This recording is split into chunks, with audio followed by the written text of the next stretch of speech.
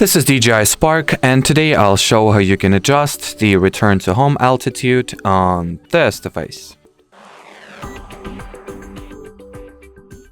So in the beginning you will need to enter settings, or should I rather say open the camera view of the DJI Go 4 app. Now launch settings, select the first category here, that is MC settings, scroll down and look for the return to home altitude, which we can now manually set to be anywhere between, well, let's see, 20 and 500 meters. So I'll set it to, for example, 100 meters, and that's it. Here you have it.